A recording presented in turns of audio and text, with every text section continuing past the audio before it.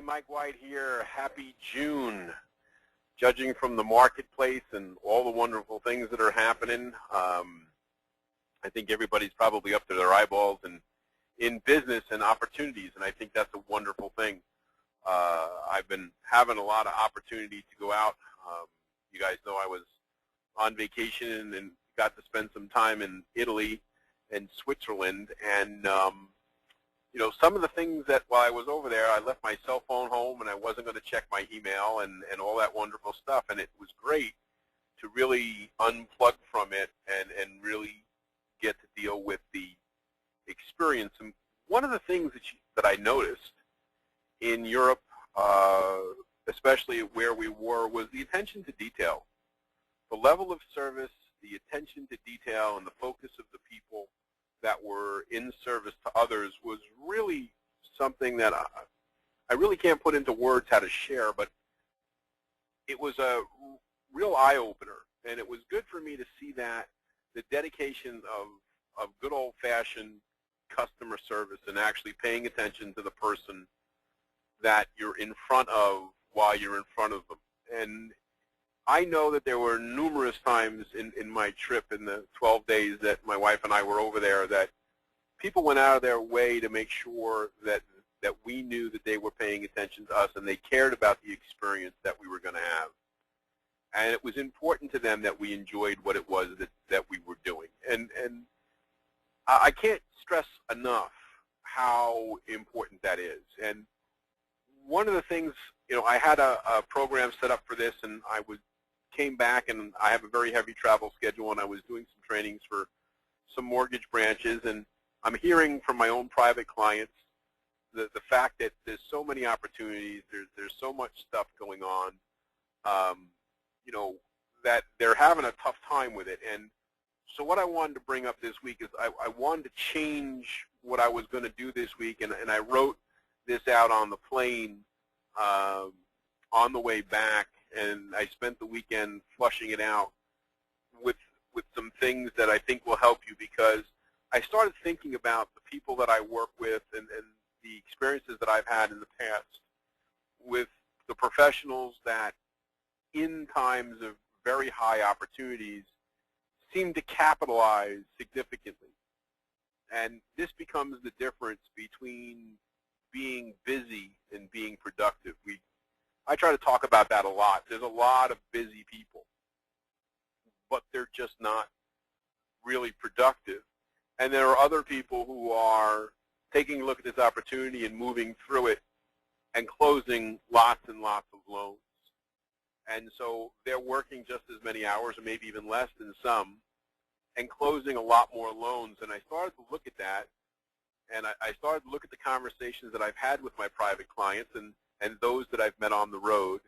And I kind of combined it with what I experienced when I was over in Europe for the 2 weeks that we were over there, and came up with this particular topic. And again, sometimes the best things you do come to you. They're not planned. They kind of evolve in your brain, or at least they do to me. So I wanted to share this with you because I think it's really important, and I think it'll help. So this week, what I'm looking at is sales discipline.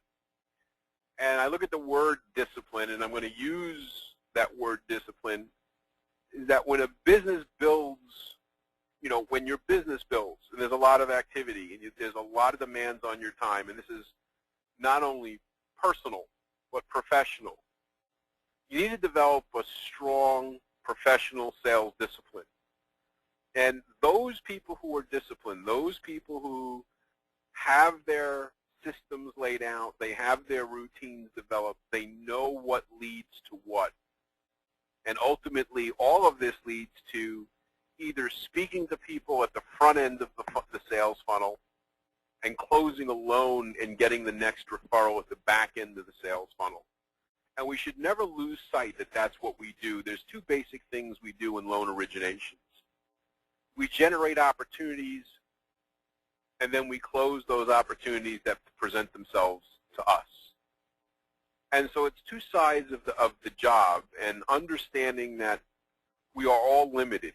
We're limited to the 172 hours each month, that we work, that's 40 hours a week, 4.3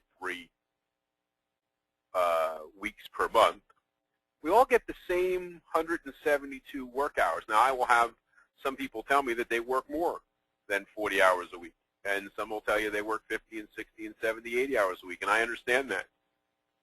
But I want to understand the discipline that, imagine if you had a discipline, a sales discipline, that you knew that the actual process of you talking to that customer the first time and maintaining that relationship and converting that into a transaction and closing that transaction and prospecting it from the beginning is about a 5-hour job.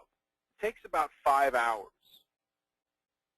So if you were closing 10 loans a month, that would give you roughly 17 hours to close each loan, to find each loan. And if it was going to take you 5 hours, that was the actual physical work of being a loan officer, the speaking with the customer, the pulling of the credit, the collecting of the documentation, the preparing the file for submission and checking on it during the process, and going to the closing while keeping all the other professional parties in vogue. Imagine if you knew. How many of us actually know how long it takes us? So imagine if we knew how long it took us to do that job, and imagine if we kept track of what that was, but on the other side of the coin, that would leave you about 12 hours to get out in front of people, talk to them, and prospect for that next loan. Imagine if you knew that. Imagine if you had a time where you knew that you got a finite amount of time and this is what was going to happen. And one of the ways we do that is with sales discipline. And what I want to share with you is the people who are doing really well, the people who are closing lots of loans right now, are using certain degrees of discipline in order to keep things on track and moving forward. I've got some clients whose pipelines are in excess of 60 or 70 or 80 units. Individual loan officers have pipelines which for some people would be a great year. How do they manage that? And here's the discipline. That's what I wanted to share. One of the things about these calls and one of the things that you get on them is the ability for us to share information and give us some things to work on so that we can do better, so that we can find ways of shortening the amount of time we spend doing things that don't make us money and get us involved in things that do make money. So sales discipline, we're going to use the word discipline to help us outline the very things that we need to be aware of and control, or the skills that we're going to need to master to benefit most from a market when it's saturated with opportunities. And that's where we are right now. We are in a market absolutely saturated with opportunities. Between the low interest rates on the loans, between the opportunities now with the FHA loans prior to 2009 to get those done, all the different things that are going on, and a semi-recovering housing market. And again, all of you are not in the same market. Some of you have better markets than others, but we can all pretty much agree that the housing market, whether it be new construction or whether it be seller to buyer, resale transactions, there has been an uptick in virtually every region of the country in the amount of opportunity. And again, I don't care whether you refinance. You know, if you haven't refinanced in the last 6 months, it pays attention to go back and look at it again. So we're going to look at the word discipline, and we're going to break these things out. And I want to share each one of these things. I want to give you a full, a few bullet points so that you can take this information and you can look at it and see, am I aware of these facts? Am I doing something about it? Does it make sense to me? Is it something that I can work with? You don't need to do all of these things, but some of these are going to stand out. And if each one of these things only saves you a little bit of time, just a little bit, it turns into minutes or hours each day.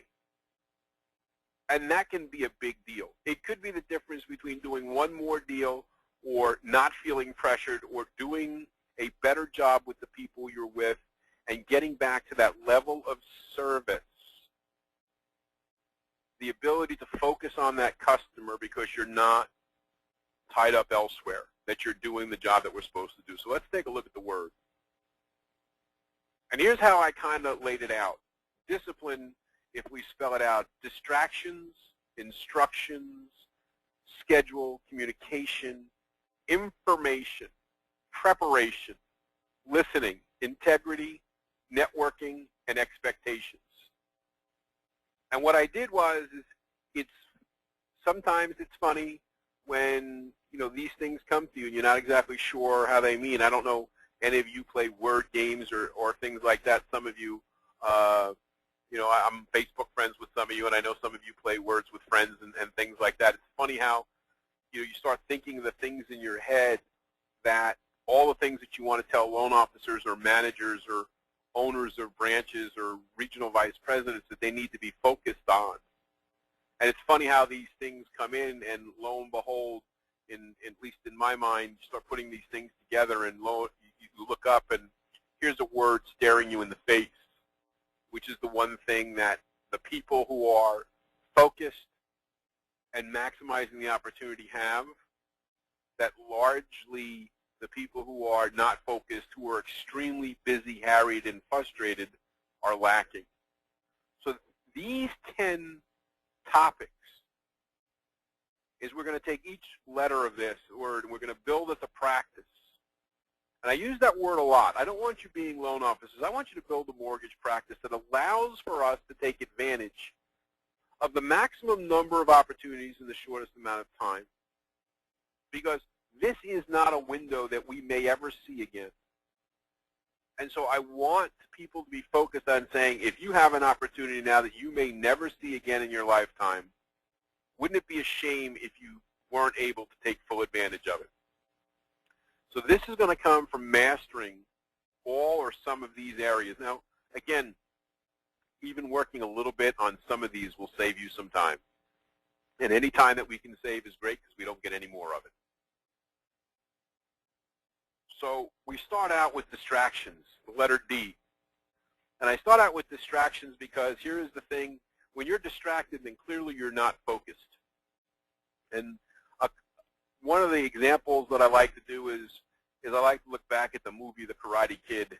And remember Mr. Miyagi and Daniel's son, and he was teaching them how to paint the fence and sand the floor and wax on and wax off and all those things. And Danielson got very upset because he wasn't there to be his slave or his helper. He was there to learn how to do karate, and Mr. Miyagi had to show him that those exercises were building muscle memory. They were teaching him skills that he didn't realize he was learning, so that when confronted with them, his body would react without having to think about it. It would automatically go to that motion. And one of the words that he used a lot was the word focus. Because when you are focused and you allow things to happen and you let your mind execute the plan that it knows it's supposed to, you can have amazing results. And that said is the first thing here. 10 seconds equals 11 minutes. Well, what does that mean? Well, distractions. I'm the first one to tell you that when you're sitting down to do your work, if you're going to work on a file, you're going to have a conversation with somebody, or you're going to read something, or you're going to do something, turn off your phone. Turn off the noise that it makes on your computer when an email pops in. If you're going to do something, do it. Focus on one thing at a time until it's complete, and then go on to the next thing. But do it complete, get it 100% accurate. Because 10 seconds, there have been studies that are done. You can be working on something, and a simple distraction that lasts more than 10 seconds, it takes your brain 11 minutes, 11 full minutes to get back to that same spot of thought at that same capacity. And the way I like to share that story is pretend you're driving down a 2-lane highway, and you're driving side by side with another car. And you're in the left lane and they're in the right lane, and you're doing 70 miles an hour because that's the speed limit. And the reason you're doing 70 miles an hour is 5 cars behind you or 10 cars behind you is a state trooper. And he's the last car in the left lane behind you. And as you're driving down the road, there's a truck in the right lane. and that truck's only doing 55. Well, you're in the left lane, and you're going to go right past that truck doing 70, as is that line of cars that's following you. The guy who is in the right lane has to wait for that entire line of cars to pass so he can pull out into the left lane, accelerate back up to 70, and since the state trooper's sitting right there, he can't go any faster. So what happens? By the time he catches up to speed, there's still a gap that he's never going to be able to close. Well, that's the human mind, all right?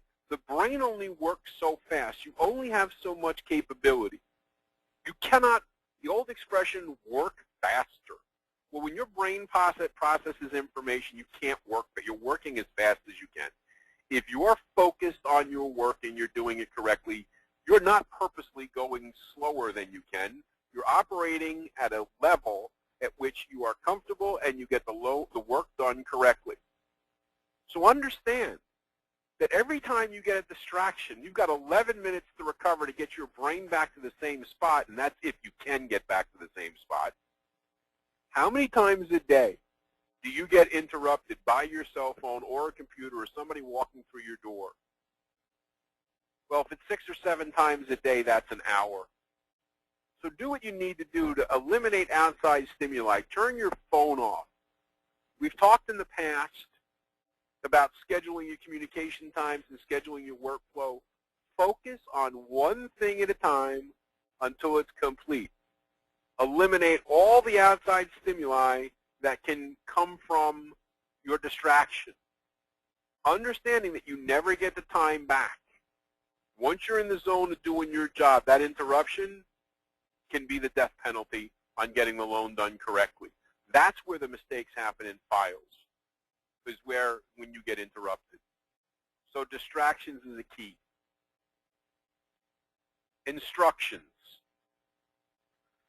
Be clear about the process and have written instructions. Remember the things that I bring up mostly, those of you who know me, if it's not written down, it doesn't exist. Have written instructions. You need to know, your staff needs to know, your referral partners and your clients, they need to know the rules. And the reason I say this is, we take a simple thing. Everybody's familiar with the game of baseball. And for some reason, we get up to hit. Everybody knows that if you hit the ball on the ground, you run toward first base, which is off to the right. Anybody that's ever seen baseball knows the game. I hit the ball on the ground. I start running as fast as I can to first base, which is located on the right. Well, think about this for a second. If Abner Doubleday had invented baseball and decided that we were going to run clockwise around the bases, that he was going to switch, first base would be to the left and third base would be to the right, it wouldn't fundamentally change the game. The game would be exactly the same. The distance is the same. The bases are the same. You'd just be running the other way around the bases. It would not change the game at all. Fundamentally, would not change the game. If you went off and found a group of people that never played baseball before, and you showed them the game and showed them to run the bases in the opposite direction, they would enjoy the game and play the game just as well as anybody else, because it doesn't matter. If that's the way you learned it, that's the way you know how to do it, that's the way you do it.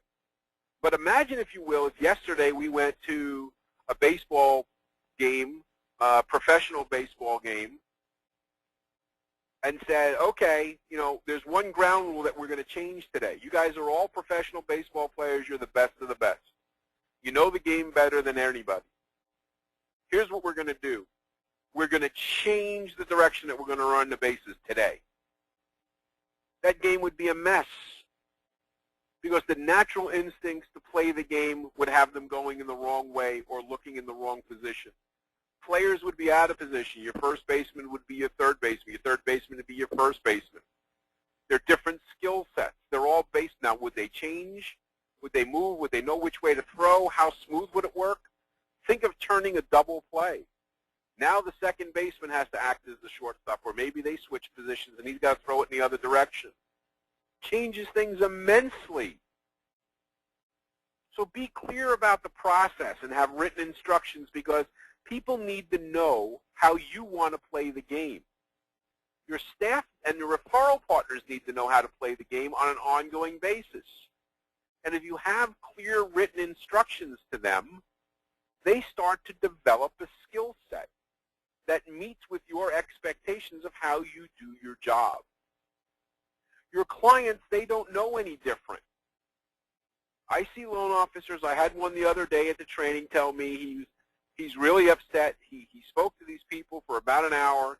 He did all this other stuff, and he was, he pulled their credit and everything looked fine. And so he sent them a pre-approval, and they went out and looked for a house, and they put an offer in on a house. And they said, that's great. And they got a contract, and then they brought in all the documentation, and they don't qualify for the loan. Well, whose fault is that? It's like, well, why would you spend an hour with somebody? Well, because they told me how much they make. It all sounded fine. Everything was fine. I said, yeah, but here's the problem. They don't know what's a big deal. You know what's a big deal. The fact of the matter is there's nobody on this phone call that has the ability to close a loan without seeing W-2s, pay stubs, tax returns, and bank statements. We're all going to need to have W-2s, pay stubs, tax returns, and bank statements as a minimum. So imagine how your world would change if you told your client at the end of 10 minutes of the conversation, hey, I'd love to help you. Here's what I'm going to need. I need you to bring me your W-2s, pay stubs, tax returns, and bank statements, and then we can talk for real about exactly what we're going to do. You're going to need them anyway. You're not going to close a loan without them.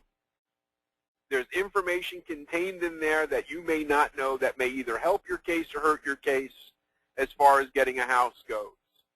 And rather than chase down that documentation later and then finding out something that changes our circumstances materially, how about in the first 10 minutes we agree that we're going to talk about this straightforward. We're going to talk from a position of knowledge and truth, that we don't have time in this marketplace to be working on deals that may or may not come true, that we want to work on transactions that actually will happen.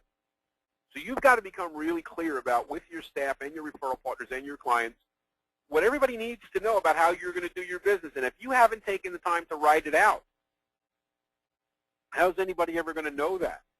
How is anybody going to know what they're supposed to do and when, and what the rules of the game are if you don't tell them?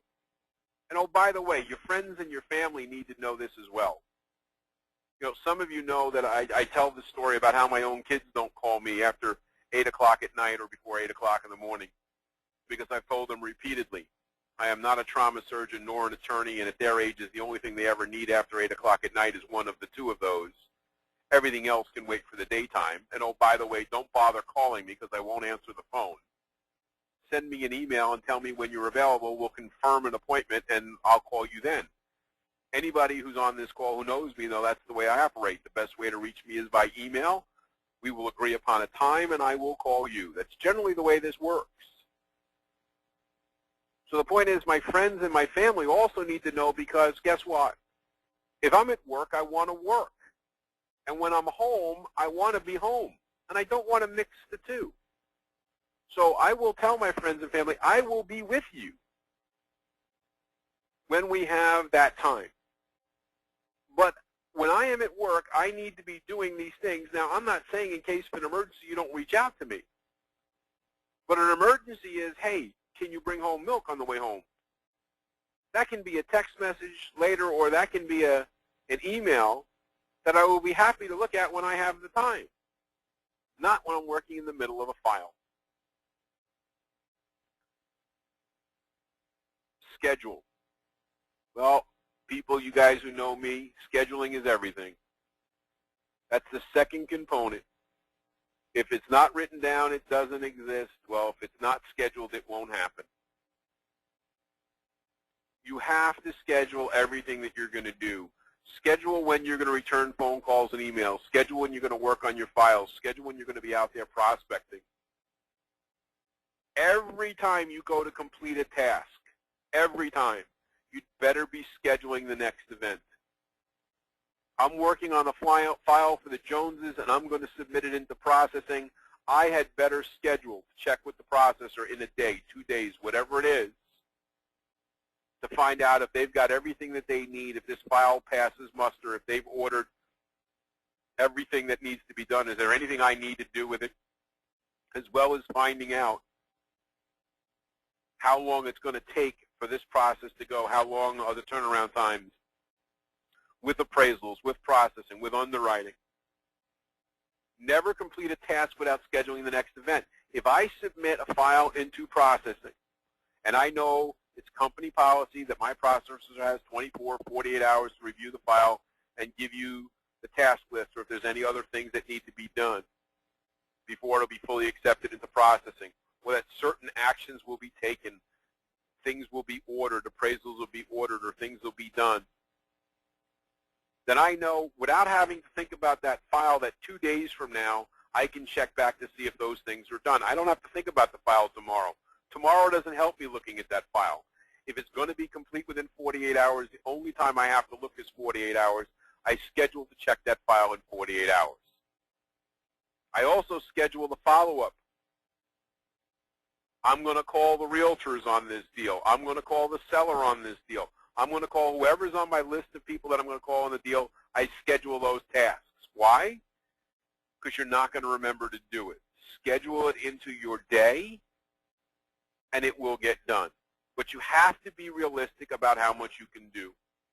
One of the things I remember most is I had a client who used to get on the phone with his customers and go through the consultation phase of the loan. He's already pulled the credit, seen their docs, and he was going to explain to them, you know, what options were available and what the process was going to look like. And I asked him, I said, so how long does it take you to do this?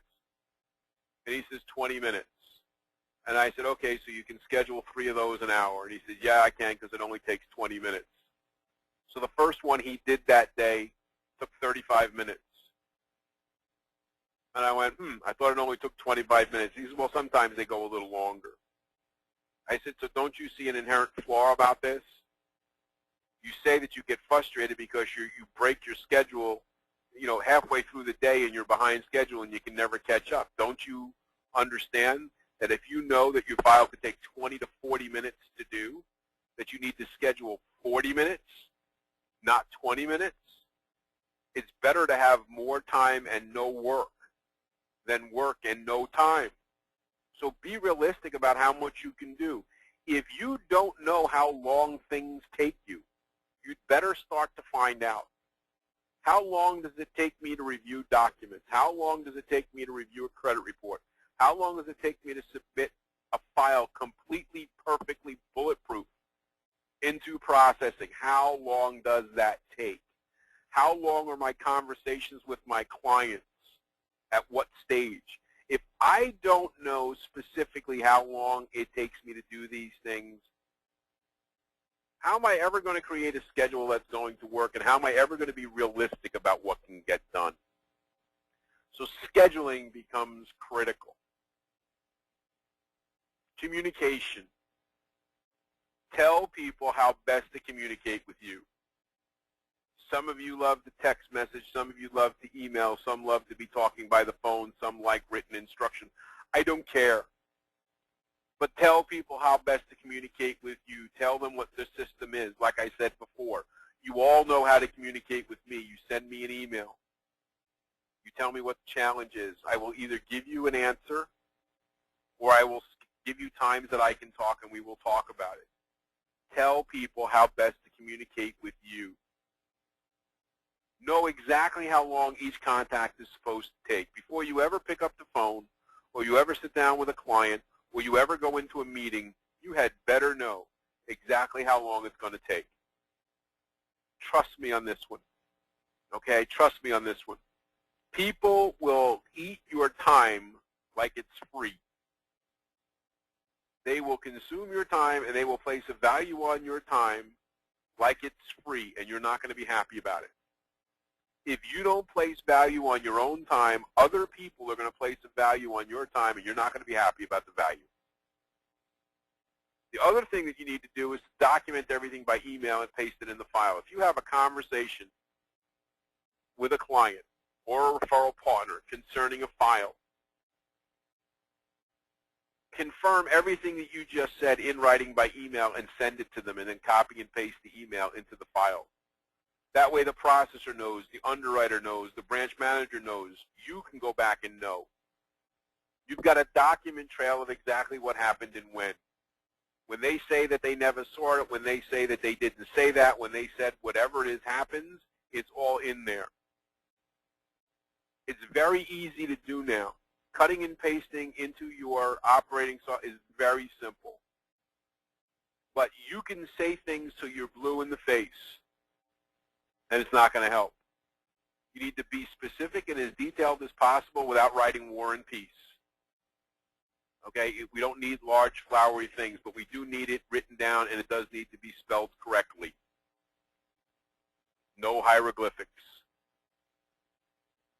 And you do need to copy and paste it into your operating system so that people can see it.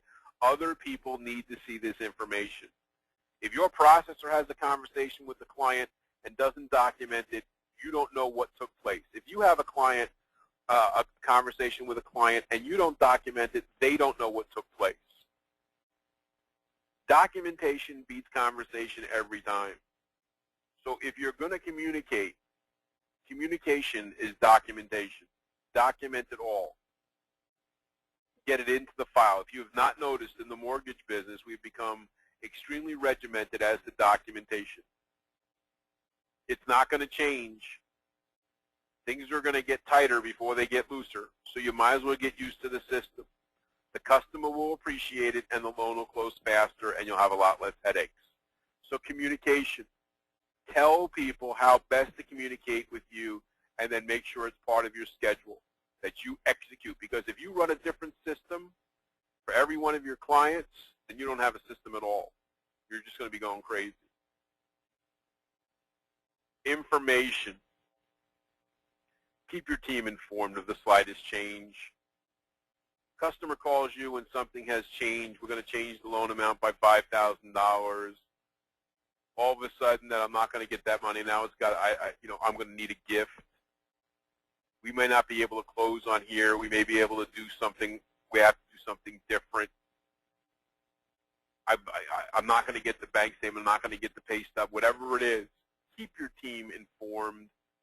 Again, you don't have to bother them with a whole bunch of time. Document the file. Document the file as quickly as possible, because at least the information is there. Now, if it's a glaring thing, if it's a material change in the circumstances, then you had better have a strict plan of information distribution. In other words, if that customer tells you something, you know material changes what's going on, or the realtor gives you information and it's a material change in what's going on, you had better know how to get that information to the other people involved. You had better make sure that you know exactly how this is going to get out and how this information gets disseminated. So keep your team informed at the slightest change, document the file as quickly as possible, and have a strict plan of information distribution so that if there is a change, we can get it done. We can get it done quickly and properly, because there's no sense hiding from it. If things change, let's deal with it. Preparation. Boy, I tell you, here's a big one. When you're preparing your file, oh, this slide is incorrect. Okay, so you have to bear with me. I'll have to change this slide before we put the final out. Preparation. Preparation of the slide should read, have all your supplies ready. Okay? If you're going to work on a file, if you're going to need something, whether it be a calculator or title information or, pens, paper, whatever it is, guidelines, whatever it is you think you're going to need, when you're preparing to do something, have all your supplies ready, gather your stuff. Being prepared can't hurt. Know what you're trying to accomplish. The second thing should be know what you're trying to accomplish. If you're getting a file ready for preparation and you're going to be turning it into submission, then know that this is what we're doing. These are all the things I'm going to need. If this customer is talking to me about doing a refinance, or this customer is talking to me about a purchase, you need to know what you're trying to accomplish here, because certain loans don't apply. Certain loans you can't use based upon what the circumstances are. And then always when you're preparing, either whether it be a phone call or an interview, whatever it is that you're doing, you need to know what happens when they say yes or no. If a customer says yes to you, what are you supposed to be doing? If a customer says no to you, what are you supposed to be doing? And before you ever pick up the phone, before you ever meet with a client, you had better be prepared as to everything that you're going to need and what you're going to do and how you're going to respond based on if the customer agrees to your terms and conditions or if they disagree and give you a different set of circumstances. What are you going to do? Never get caught not knowing what you're going to do. So that should have been preparation, and I promise I will fix the slides and get the PowerPoint corrected out to you guys. Next one is listen. When you're having those conversations with your people, please listen. Everybody has needs. Know what they are. They will tell you, I want the lowest possible rate. That's what they will tell you. And then you listen to the conversation, and they're concerned about monthly payments. Listen. I really love this house. I've got to have this house. But they're not prepared to stretch their budget or do without that new car or do without any of the other things. Listen to certain language being used. I'll have the money by closing. Well, that's not the same as the money's in the bank.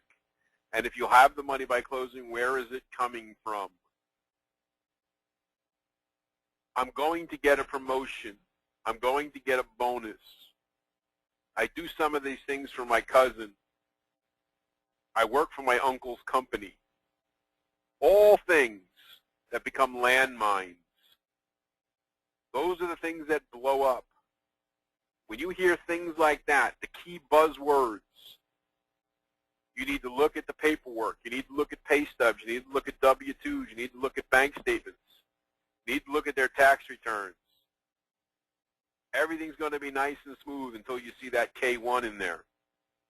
Everything's until you find out that, well, yeah, he works for his uncle, but his father owns the company. And, oh, by the way, he owns 20% of the stock.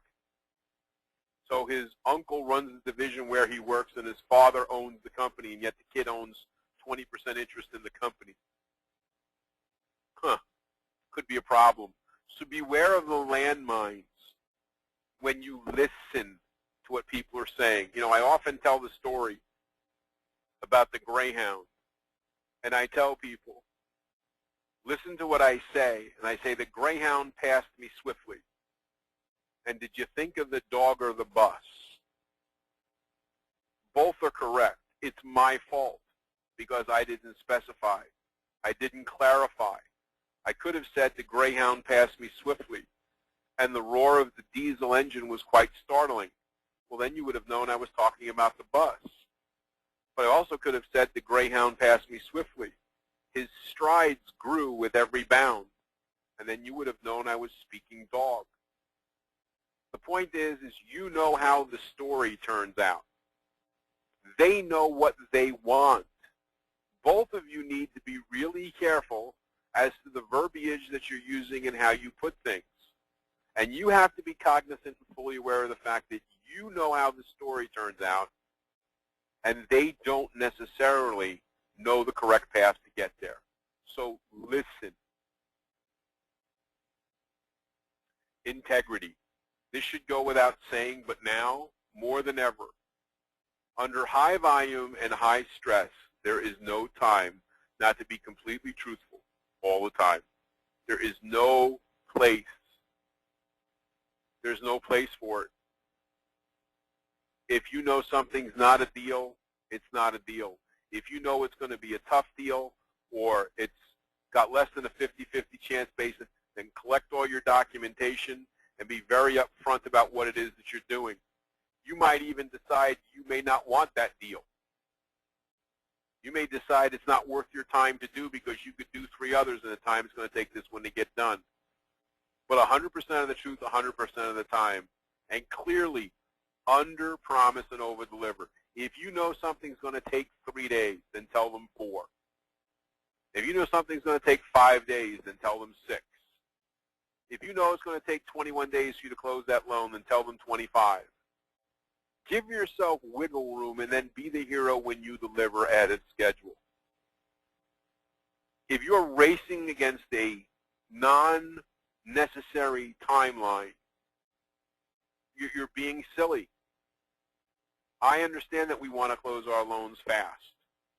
But there are a lot of people running out there saying that they can close loans in 14 days when you really could have told them 24 days and the people would have been just as happy. Instead of killing yourself and your staff, then occasionally missing the date, they say, yeah, well, we still closed it to 16 or 17 days. Well, if you were supposed to close in 14, you're 3 days late. If you're supposed to close in 24, you're a week ahead of schedule. What works out better? Your competition certainly isn't closing loans that fast. In fact, half the people are writing articles in here about teaching their clients to be patient and understand how long it takes to get through the system. Isn't that absurd? You guys all work in environments where, a 30 to 45 day closing without batting an eye. So why in the world would you ever sit there and paint yourself into a corner when your competition can't close it for 60 or 75 days? Or if they'll take the deal in the first place. There are actually institutions out there right now not taking certain types of loans because they refuse to hire the staff to do them. They're just going to do what they've got. So understand integrity. And also understand you can't want the deal more than the client or the referral partner. If that client won't bring you information, if that referral partner won't get you a contract or documentation that's required, I've had people yell up and down, go to a contract on the deal, and the realtor say, we've got to close this deal in 20 days. And then tell the appraiser, well, I can't show you the house until next Friday. Seriously? You can't want the deal more than the client or the referral partner. If the client won't do the work and if the referral partner won't do the work, you have to understand all you can do is ask them to do their part. You can't do it for them, and you certainly can't want it more than they do. That's part of your professional integrity. Networking. Man, when you're involved with this type of stuff right now, look at all the immediate opportunities. I know that you've got a lot on your plate, but boy, if this person comes in, they got a brother, sister, cousin, niece, nephew that might be doing this, friend, family member might be doing the same thing. Pay attention. Pay attention. Because you can find another deal in minutes. When you get the opportunity to do a deal like this, please get in contact if it's a purchase deal with the other sides of the transaction. Talk to both realtors. Talk to the seller. Would it kill you to pick up the phone or send a letter to the seller on your buy-side opportunities and just apply for the job of being their next loan officer? Would it kill you to talk to the listing agent and tell them how much you appreciate, them having a great property that your people could buy? And if they have any other clients that are out there or other great properties out there to please let you know because you've got a lot of clients looking to buy homes? Immediate opportunities are everywhere, but you got to know where to look for them, and you have to try. Document the new relationships to schedule the contacts if you can. If there's an agent on the other side of your deal and you've never met them, at the very least you should send them an email, send them a letter. Show up at the closing. Shake their hand, hand them your card, and then schedule a phone call to them a week or so after the closing. Hey, it was great working with you. I'd love to work with you again. How can I best serve your needs? Or even just ask the simple question, who do you know that I need to speak with? If you're not asking that question 10, 12 times a day, I don't know why you're not. Who do people know that you need to speak with? 65% of the people in this country own the house in which they live in. Most of them would probably benefit from either refinancing or selling their house and buying a bigger one. The other 35% don't own where they live, and some of them should. You're not going to know who they are if you don't ask the question. And if you don't develop the disciplines to ask the question, you don't get the easy deals, the ones that fall right into your lap, the ones that want to do business now, as opposed to you having to try to sell them. They're already here. It's almost like shooting fish in the barrel. They already know the rules. Clearly, if you explain it to them. So networking, look at the immediate opportunities. Document new relationships and schedule that you're going to contact these people during and after the deal. And constantly ask people who you're engaged with, who they know that you need to speak to. Why? Because they know somebody. And if they don't know somebody today, they're going to know somebody tomorrow or next week. It costs you nothing to say those words. Last but certainly not least, expectations. You've got to set realistic expectations from the beginning. Each and every one of you knows your market. Each and every one of you should know your turnaround times. Each and every one of you should have a real feel for the customers that you're running into and the type of things that they want. If you're not going to be the person that sets a realistic expectation from everybody from the beginning, then you're going to be sitting there and you're going to be running around like a crazy person. Let me tell you, you've got two choices in the mortgage business. Okay? All mortgage professionals are like shepherds. You're either trying to herd sheep or you're trying to herd cats. And I'll tell you this. If I put a 100-foot circle in the middle of a field and I gave you 3 cats, just 3 of them, and put those 3 cats in the circle and gave you a dog and a staff and told you at the end of the day I expected to see those 3 cats in that circle, you know what I know? I'd come back and you'd be harried and you'd be exhausted. The cats would be gone and maybe the dog would be chewing on your leg because the cats don't like to be herded. It's a full-time job trying to keep them together. They don't like each other and they don't like you. On the other hand, that same circle, I could put in 30 or 100 sheep. And with the same staff and the same dog, those sheep would just sit there as content as could be, perfectly happy to be there. You'd have to whistle to the dog once in a while. You'd have to walk around the circle every once in a while. But by and large, those 100 sheep, they'd stay there all day long. Why? Because they like it. They like each other. They like being told what to do. They like the security that comes with being part of the pack. Those are your customers and your referral partners. Either you are a shepherd herding cats, and you will be flustered, and you will be harried, and you will be exhausted with a very few people, or you will be a shepherd herding sheep, and they will be dozens, if not hundreds, that you can do, and they will all be content and happy, and you will do it on time or ahead of schedule at the exact cost that you promised. And the only way you do that is to set firm requirements as to how everybody is going to work, what their obligations are. You know, we talk about the 3 agreements. We've talked about them in the past. Every professional conversation should conclude with the 3 agreements. What action needs to be taken? Who's responsible for the work? And when will the work be completed by, specifically? Friday, 3 o'clock, Tuesday at 1 o'clock, Monday at noon. Because if you don't set firm requirements and obligations, you know what's going to happen. Nobody wants to be held accountable. And ultimately, don't waste time with unrealistic expectations.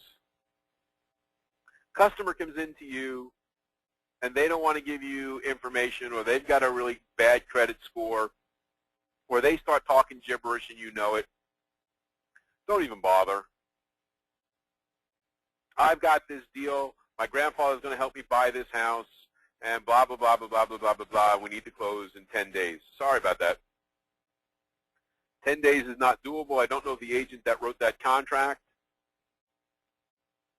but they should have known better, and they shouldn't have wasted your time. It's going to take us a minimum of X number of days to close you, and that's based upon if I've already seen your W-2s, pay stubs, tax returns, and bank statements for you and your grandfather. So since I haven't done any of that, we can't even start the clock ticking. I can't even begin to tell you whether or not this is a deal that merits any time.